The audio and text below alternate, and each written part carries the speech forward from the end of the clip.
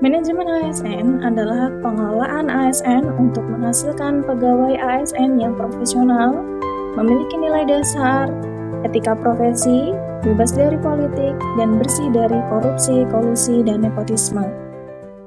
Adapun kedudukan ASN menurut Undang-Undang Nomor 20 Tahun 2023 tentang ASN, pegawai ASN berkedudukan sebagai unsur aparatur negara. Pegawai ASN juga harus bebas dari pengaruh dan interferensi semua golongan dan partai politik.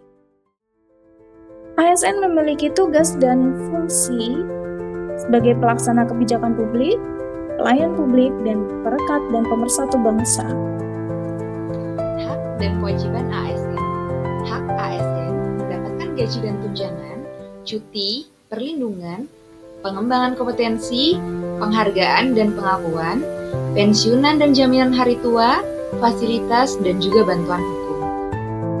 Latar belakang sistem merit yaitu praktik sebagai sistem dan inkompetensi dalam sistem rekrutmen dan seleksi pegawai, perlu adanya keterkaitan antara pengelolaan SDM dengan tujuan organisasi, tingkat disiplin, etos kerja, dan budaya kerja ASN masih rendah, struktur kepegawaian yaitu kualitas, kuantitas, dan distribusi belum ideal.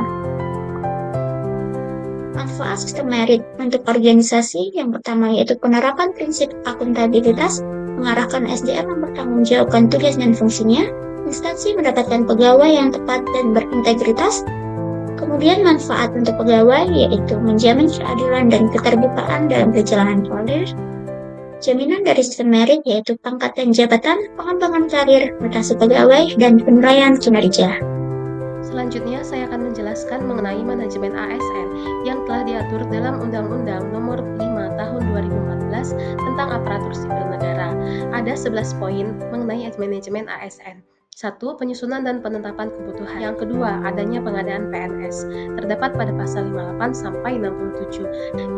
Selanjutnya mengenai pangkat dan jabatan dalam manajemen ASN diatur dalam pasal 68 Undang-Undang Nomor 5 Tahun 2014 tentang Aparatur Sipil Negara.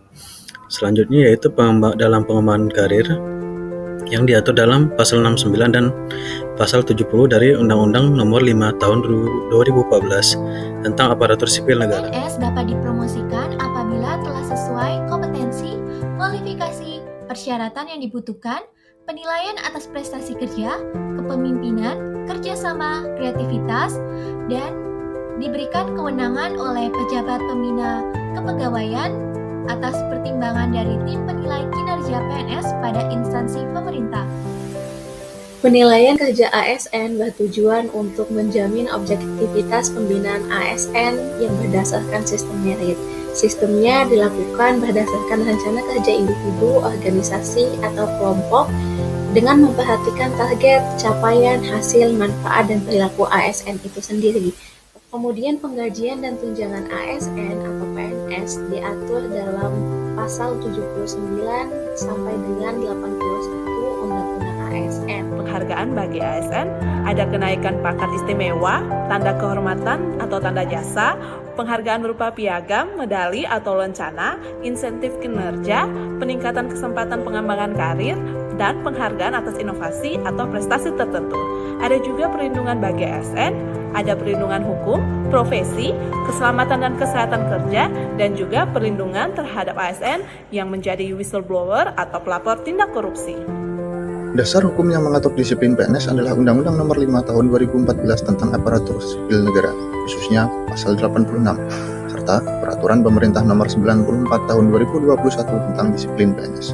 Ya, adapun larangan bagi PNS meliputi penyalahgunaan wewenang, keterlibatan dalam politik praktis, menerima hadiah atau pungutan liar, hingga bekerja di luar instansi tanpa izin.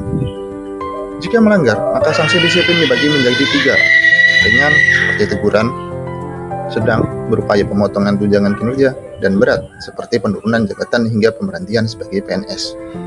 Kesimpulan, manajemen ASN bertujuan menciptakan ASN yang profesional, berintegritas, dan bersih dari KKN, dilandasi oleh sistem merit berbasis kualifikasi, kompetensi, dan kinerja.